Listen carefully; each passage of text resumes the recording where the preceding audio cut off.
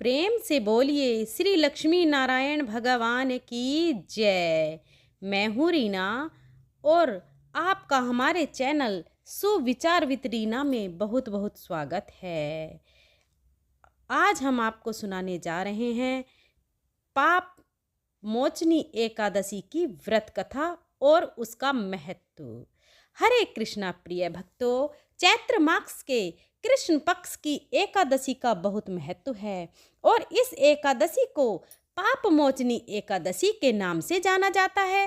प्रिय श्रोताओं, आज हम आपको पाप मोचनी एकादशी की बड़ी ही दुर्लभ कथा सुनाने जा रहे हैं। इन सभी कथाओं को सुनने से मनुष्यों के सभी पाप और संकट कट जाते हैं और सारी मनोकामना भी पूर्ण हो जाती है। तो आप सभी बड़े ही श्रद्धा और प्रसन्न मन से इन कथाओं को पूरा अवश्य सुने। पाप हरनी एकादशी कब मनाई जाएगी? चैत्र माह की कृष्ण पक्ष की एकादशी तिथि का प्रारंभ 25 मार्च को सुबह 5:05 पर होगा। एकादशी तिथि का समापन 26 मार्च को सुबह 3:45 पर होगा। उदया तिथि के अनुसार पाप मोचनी एकादशी का व्रत 25 मार्च 2025 को रखा जाएगा। चलिए कथा को शुरू करते हैं। एक बार युधिष्ठिर महाराज ने भगवान श्री कृष्ण से पूछा, हे माधव, फाल्गुन शुक्ल पक्ष की आम्ल की एकादशी के बाद अब चैत्र कृष्ण पक्ष की एकादशी का क्या नाम है, यह बताने की कृपा कीजिए। तब भगवान श्री कृष्ण बोले, हे राजन, सुनो, मैं इस विषय में एक पाप नाशक उपाख्यान का वर्णन करूंगा जिसे चक्रवर्ती नरेश महादान्ता के पूछने पर एक समय महर्षि लोमस ने कहा था। तुम भी इसे ध्यानपूर्वक सुनो। राजा माधान्ता बोले, भगवान, मैं लोगों के हित की इच्छा से यह सुनना चाहता हूँ कि चैत्र मास के कृष्ण पक्ष में किस नाम की एकादशी होती है, उसकी क्या विधि है और उससे किस फल की प्राप्ति होती है। कृपया यह सब बातें मुझे बताइए। तब लोमस ऋषि कहने लगे, हे राजन, पूर्व समय की बात है। अप्सराओं से सेवित चैत्र रथ नामक वन में, जहाँ गंधर्व की कन्याएं एक दूसरे के साथ बाजे बजाती हुई विहार करती हैं, मंजू घोषा नाम की एक अप्सरा मुनिवर मेधावी को मोहित करने के लिए गई। वे महर्षि उसी वन में रहकर ब्रह्मचर्य का पालन करते थे। मंजू घोषा उन मुनि के भय से आश्रम में से एक कोस दूर ही रुक गई और सुंदर ढंग से वीणा बजाती हुई मधुर स्वर से गीत गाने लगी। मुनि श्रेष्ठ मेधावी घूमते हुए उधर ही जा निकले और उस सुंदरी अप्सरा को इस प्रकार गायन करते देखकर सेना सहित कामदेव से परास्त होकर बरबस मोह के वशीभूत हो गए। मुनि की ऐसी अवस्था देखकर मंजू घोषा उनके समीप आई और वीणा नीचे रखकर उनका आलिंगन करने लगी। मेधावी भी अब सब कुछ भूलकर उसके साथ रमण करने लगे। कामवश रमण करते हुए उन्हें रात और दिन का भी भान न रहा। इस प्रकार मुनि जानो चित्त सदाचार का लोप होने के कारण अप्सरा के साथ रमण करते करते उन्हें बहुत दिन बीत गए। मंजू घोषा अब देवलोक में जाने को तैयार हुई। जाते समय उसने मुनि श्रेष्ठ मेधावी से कहा, हे ब्राह्मण, अब मुझे अपने देश जाने की आज्ञा दीजिए। मेधावी बोले, देवी, जब तक सवेरे की संध्या न हो जाए तब तक तुम मेरे पास ही ठहर जाओ। अप्सरा कहने लगी, ब्राह्मण, अब तक न जाने कितनी संध्या चली गई। आप मुझ पर कृपा करके जरा बीते हुए समय का विचार तो कीजिए। तब लोमस आगे कहते हैं, राजन, अप्सरा की बात सुनकर मेधावी के नेत्र आश्चर्य से चकित हो गए। उस समय उन्होंने जब बीते हुए समय का हिसाब लगाया तब उन्हें पता चला कि उस अप्सरा के साथ रहते रहते तो उन्हें 57 वर्ष बीत चुके हैं। उसे अपनी तपस्या का विनाश करने वाली जानकर मुनि को उस अप्सरा पर बड़ा क्रोध आया। फिर उन्होंने उसे श्राप देते हुए कहा, पापनी, तो पिशाचनी ही हो जा, पिशाचनी ही हो जा। मुनि के श्राप से दग्ध होकर वह विनय से नतमस्तक होकर हाथ जोड़कर बोली, हे विप्र, मेरे श्राप का उद्धार कीजिए। 7 वाक्य बोलने या 7 कदम तक साथ चलने मात्र से ही सत्पुरुषों के साथ मैत्री हो जाती है। हे ब्राह्मण, मैंने तो आपके साथ अनेकों वर्ष बिताए हैं, इसलिए हे स्वामी, मुझ पर आप कृपा कीजिए। तब मुनि बोले, तुमने मेरी बहुत बड़ी तपस्या नष्ट कर डाली है। भद्रे, मेरी बात सुनो, ये श्राप से उद्धार करने के लिए तुम क्या कर सकती हो? तो चैत्र कृष्ण पक्ष में जो शुभ एकादशी आती है उसका नाम है पाप मोचनी। वह सभी पापों का नाश करने वाली है। सुंदरी, उसी का व्रत करने पर तुम्हारी यह पिशाचनी दूर हो सकेगी। ऐसा कहकर मेधावी मुनि अपने पिता मुनिवर च्यवन के आश्रम पर गए और उनसे सारा वृतांत कह सुनाया। उन्हें आया देखकर च्यवन मुनि ने उनसे पूछा, बेटा, यह तुमने क्या किया? तुमने तो अपने समस्त पुण्य का नाश कर डाला। मेधावी बोले, पिताजी, मैंने अप्सरा के साथ रमण करने का पाप किया है। अब कृपा करके कोई ऐसा प्रायश्चित बताइए जिससे इस पाप का नाश हो सके। तब च्यवन मुनि ने कहा, पुत्र, चैत्र कृष्ण पक्ष में जो पाप मोचनी एकादशी होती है उस व्रत करने पर पाप राशि का विनाश हो जाएगा। पिता का यह कथन सुनकर मेधावी मुनि ने उस व्रत का अनुष्ठान किया, जिससे उनका समस्त पाप नष्ट हो गया और वे पुनः तपस्या से परिपूर्ण हो गए। इसी प्रकार मंजू घोष ने भी इस उत्तम व्रत का पालन किया। पाप मोचनी का व्रत करने के कारण वह पिशाच योनि से मुक्त हो गई और दिव्य रूप धारणी श्रेष्ठ अप्सरा होकर स्वर्ग लोक को चली गई। तब लोमस ऋषि ने राजा मधांता से कहा, राजन, जो श्रेष्ठ मनुष्य पाप मोचनी एकादशी का व्रत करते हैं उनका सारा पाप नष्ट हो जाता है। इसको पढ़ने और सुनने से सहस्त्र गोदान का फल मिलता है। ब्रह्म हत्या, स्वर्ण की चोरी, मदिरापान और गुरु पत्नी गमन करने वाले भी इस व्रत के करने मात्र से पाप मुक्त हो जाते हैं। यह व्रत बहुत ही पुण्यम है। इस प्रकार धर्मराज युधिष्ठिर को पाप मोचनी एकादशी व्रत का महात्म सुनाकर भगवान श्री कृष्ण मौन हो गए। तब धर्मराज ने भी भगवान के बताए विधान अनुसार इस व्रत का पालन किया। बोलिए श्री लक्ष्मी नारायण भगवान की जय, श्री तुलसी माता की जय, शालिग्राम भगवान की जय। भक्तों, आइए अब आप सभी की मनोकामनाओं को पूर्ण करने वाली दूसरी कथा को भी सुनते हैं। एक बार देवर्षि नारद जी वैकुंठ लोक को गए। वहां उन्होंने भगवान श्री लक्ष्मी जी को प्रणाम किया।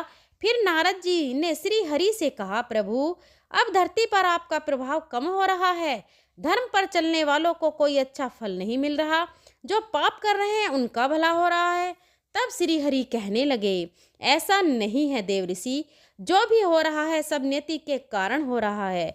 श्री हरि की बात सुनकर नारद जी बोले, प्रभु, मैं तो देख कर आ रहा हूँ कि पापियों को तो अच्छा फल मिल रहा है, लेकिन भला करने वाले और धर्म के रास्ते पर चलने वाले लोगों को बुरा फल मिल रहा है, उन्हें दुख भोगने पड़ रहे हैं। भगवान ने कहा, देव ऋषि, कोई ऐसी घटना बताओ जिससे तुम्हें यह लग रहा हो। नारद जी कहने लगे, प्रभु, अभी अभी मैं एक जंगल से आ रहा हूँ। वहाँ पर एक गाय दलदल में फंसी हुई थी। कोई भी उसे बचाने वाला नहीं था। थोड़ी ही देर के बाद मैंने देखा कि एक चोर उधर से गुजरा। दलदल में फंसी हुई गाय को देखकर वह रुका तक नहीं, बल्कि उस गाय पर पैर रखकर वह दलदल से भरा हुआ गड्ढा लांघकर आगे निकल गया। आगे गया तो उस चोर को सोने की मोहरों से भरी एक थैली मिली। थोड़ी ही देर बाद वहां पर एक साधु महाराज आए। उन्होंने उस गाय को दलदल में फंसा देखा तो गाय को बाहर निकालने की पूरी कोशिश की और पूरी ताकत लगाकर आखिरकार उस गाय को निकाल लिया। गाय को बाहर निकालने के प्रयास में वह साधु महाराज खुद दलदल से लथपथ हो गए थे। जब वह साधु महाराज आगे बढ़े तो एक गड्ढे में गिर गए और उन्हें चोट लग गई। प्रभु, अब आप ही बताइए, यह कौन सा न्याय है? नारद जी की पूरी बात सुन लेने के बाद श्री हरि बोले, देवर्षि, यह सही ही हुआ। जो चोर गाय पर पैर रखकर भाग गया था, उसकी किस्मत में तो एक खजाना था, लेकिन उसके इस पाप के कारण उसे केवल कुछ मोहरे ही मिल पाई। वहीं उन साधु महाराज को गड्ढे में इसलिए गिरना पड़ा क्योंकि उनके भाग्य में उस समय मृत्यु लिखी हुई थी, लेकिन एक गाय को बचाने के कारण और उस दलदल से बाहर निकलने के कारण उनके पुण्य बहुत अधिक बढ़ गए और उनकी मृत्यु बस एक छोटी सी चोट में बदल गई। इंसान के कर्म से ही उसका भाग्य तय होता है। देव ऋषि इसलिए अच्छे कर्म करना कभी नहीं छोड़ना चाहिए। श्री हरि की बात सुनकर देव ऋषि नारद मुस्कुराते हुए और प्रभु को प्रणाम करते हुए नारायण नारायण कहकर प्रभु की रचाई हुई सृष्टि की अन्य लीलाएं देखने के लिए चल पड़े। प्रेम से बोलिए श्री लक्ष्मी नारायण भगवान की जय। भक्तों, अब हम सुनेंगे एकादशी माता की कथा। इस कथा को सुनने से ही एकादशी का व्रत पूरा माना जाता है।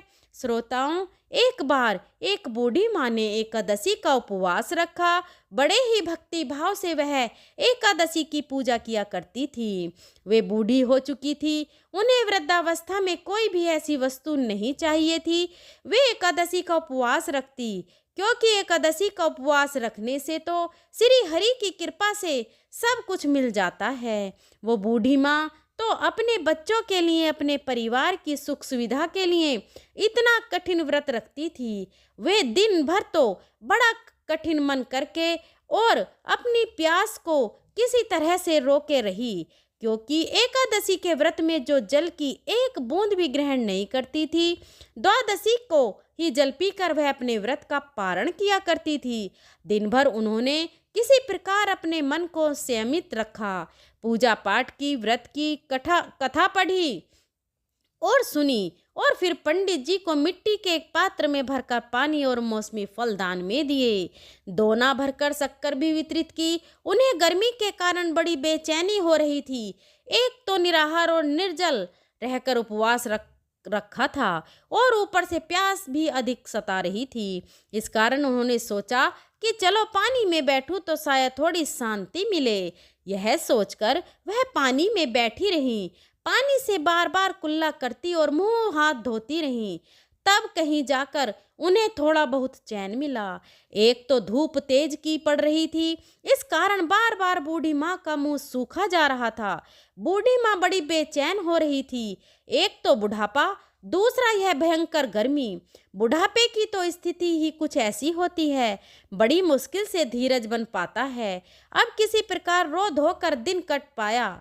अब बूढ़ी माँ के सामने पहाड़ सी लंबी रात थी, जिसका कट पाना बड़ा ही मुश्किल दिखाई दे रहा था। चारपाई पर पड़ी हुई बूढ़ी माँ को किसी प्रकार भी शांति नहीं मिल रही थी। बार बार प्यास के मारे गला सूखा जा रहा था और वे इस प्रकार बेचैन होकर करवटें बदलती जा रही थीं। कई बार उठकर वे घर के बाहर जाती, फिर अंदर आ जाती। न उन्हें घर के अंदर शांति मिल रही थी और ना बाहर। वे पड़ी पड़ी एकादशी माता को याद करती रहीं और मन में कहती रहीं कि हे माता, आप मेरी लाज रखिएगा, आप ही मुझे शक्ति दीजिएगा ताकि मैं भली भांति आपका व्रत कर सकूं और यह पहाड़ सी रात सुकून से बीत जाए। प्यास के कारण बूढ़ी माँ की बेचैनी तो बढ़ ही रही थी। उन्होंने धैर्य रखने का बहुत प्रयास किया, लेकिन आखिरकार उनकी सहनशीलता की सीमा टूट गई और वे घबराकर प्यास के मारे एकदम चिल्ला पड़ी। बचाओ बचाओ। बूढ़ी माँ का चिल्लाना सुनकर उनके परिवार के सभी सदस्य उनके आसपास इकट्ठा हो गए और बूढ़ी माँ की चारपाई के पास पहुंच गए।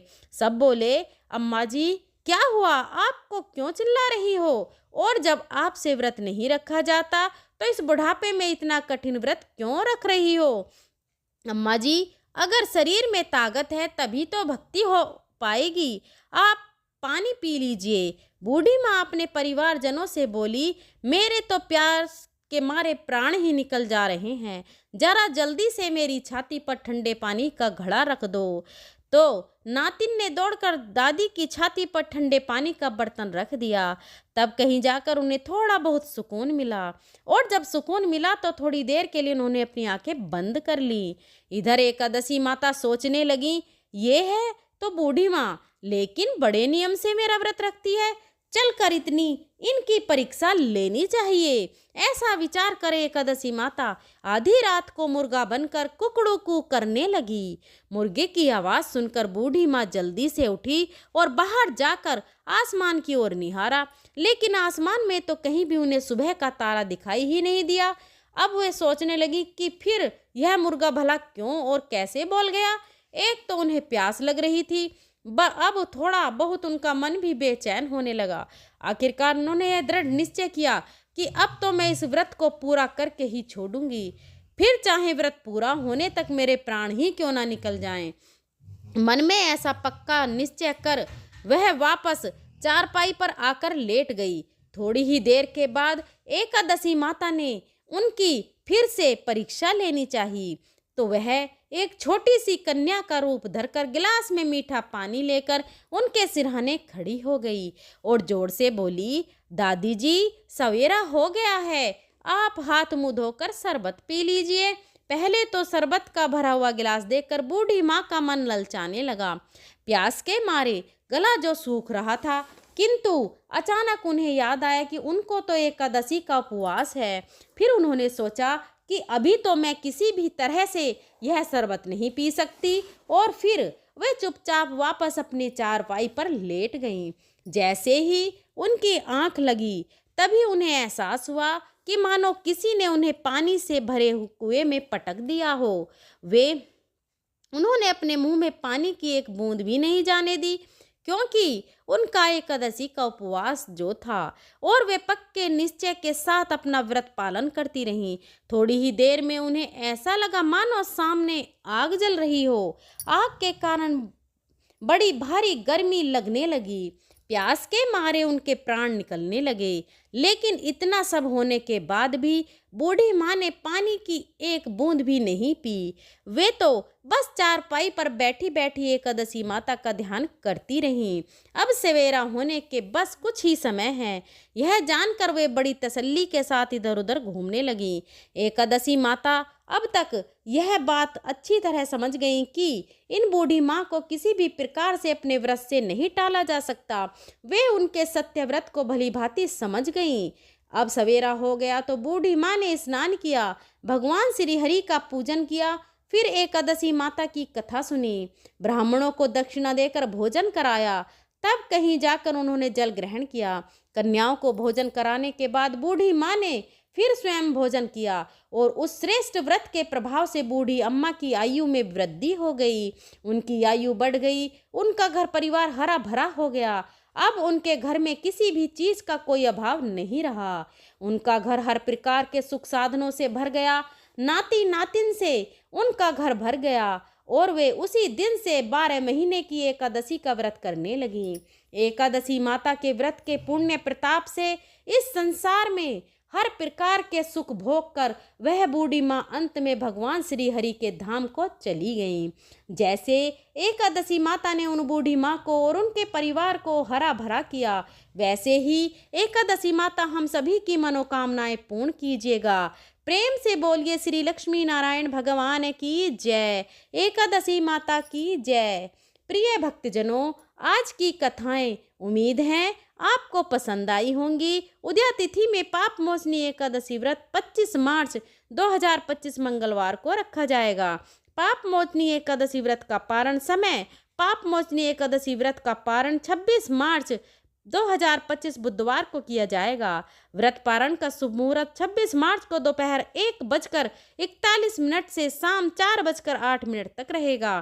पूजा विधि: सुबह जल्दी उठकर स्नान आदि से निवृत्त हो जाएं, घर के मंदिर में दीप प्रज्वलित करें, भगवान विष्णु का गंगा जल से अभिषेक करें, भगवान विष्णु को पुष्प और तुलसी जल दल अर्पित करें। अगर संभव हो तो इस दिन व्रत भी रखें, भगवान की आरती करें, भगवान को भोग लगाएं। इस बात का विशेष ध्यान रखें कि भगवान को सिर्फ सात्विक चीज़ों का भोग लगाया जाता है। भगवान विष्णु के भोग में तुलसी को जरूर शामिल करें। ऐसा माना जाता है कि बिना तुलसी के भगवान विष्णु भोग ग्रहण नहीं करते हैं। इस पावन दिन भगवान विष्णु के साथ ही माता लक्ष्मी की पूजा भी करें। इस दिन भगवान का अधिक से अधिक ध्यान करें। पूजा सामग्री की लिस्ट: श्री विष्णु जी का चित्र अथवा मूर्ति, नारियल, सुपारी, फल, लौंग, धूप, दीप, घी, पंचामृत, अक्षत, तुलसी दल, चंदन, मिष्ठान। जय श्री कृष्ण। दोस्त आइए एकादशी पर भगवान विष्णु की आरती का रसपान करते हैं, जिससे भगवान विष्णु और माता एकादशी बहुत प्रसन्न होती हैं। ओम जय जगदीश हरे, स्वामी जय जगदीश हरे। भक्त जनों के संकट क्षण में दूर करे। ओम जय जगदीश हरे। जो ध्यावे फल पावे, दुख बिन से मन का। स्वामी दुख बिन से मन का। सुख संपत्ति घर आवे, कष्ट मिटे तन का। ओम जय जगदीश हरे। माते पिता तुम मेरे, शरण गहूँ मैं किसकी। प्रभु शरण गहूँ मैं किसकी। तुम बिन और न दूजा, आस करूं जिसकी। ओम जय जगदीश हरे। तुम पूरन परमात्मा, तुम अंतर्यामी। प्रभु तुम अंतर्यामी। पार ब्रह्म परमेश्वर, तुम सबके स्वामी। ओम जय जगदीश हरे। तुम करुणा के सागर, तुम पालन करता। प्रभु तुम पालन करता। मैं मूर्ख खल कामी, मैं मूर्ख खल कामी। कृपा करो भरता। ओम जय जगदीश हरे। तुम हो एक अगोचर, सबके प्राणपति। प्रभु सबके प्राणपति। किस विध मिलूं दया में, मैं तुमको कुमति। ओम जय जगदीश हरे। दीन बंधु दुख हरता, तुम ठाकुर मेरे। प्रभु तुम ठाकुर मेरे। अपने हाथ उठाओ, द्वार पड़ा तेरे। ओम जय जगदीश हरे। विषय विकार मिटाओ, पाप हरो देवा। श्रद्धा भक्ति बढ़ाओ, संतन की सेवा। ओम जय जगदीश हरे। तन मन धन और संपत्ति, सब कुछ है तेरा। प्रभु सब कुछ है तेरा। तेरा तुझको अर्पण, क्या लागे मेरा। ओम जय जगदीश हरे। श्री जगदीश्वर जी की आरती, जो कोई नर गावे। प्रभु प्रेम सहित गावे। सुख संपत्ति सब कुछ प्रेम सहित पावे। ओम जय जगदीश हरे। ओम जय जगदीश हरे। प्रभु जय जगदीश हरे। भक्ति जनों के संकट क्षण में दूर करे। ओम जय जगदीश हरे। बोलो विष्णु भगवान की जय। एकादशी माता की जय। दोस्तों, आपको ये कथाएं और जानकारी कैसी लगी, कृपया कमेंट करके ज़रूर बताइएगा। अगर वीडियो पसंद आई हो तो वीडियो को लाइक करें और अपने दोस्तों और फ्रेंड और फैमिली में ज़रूर शेयर करें। कमेंट बॉक्स में जय श्री कृष्णा, जय विष्णु भगवान लिखना ना भूलें। और ऐसी ही और भी बहुत सारी कहानियों को सुनने के लिए हमारे चैनल सुविचार विद रीना को सब्सक्राइब करें। अगर मेरे बोलने में कोई त्रुटि रही हो तो मैं हाथ जोड़कर क्षमा प्रार्थी हूँ। मिलते हैं अगली वीडियो के साथ, तब तक के लिए धन्यवाद।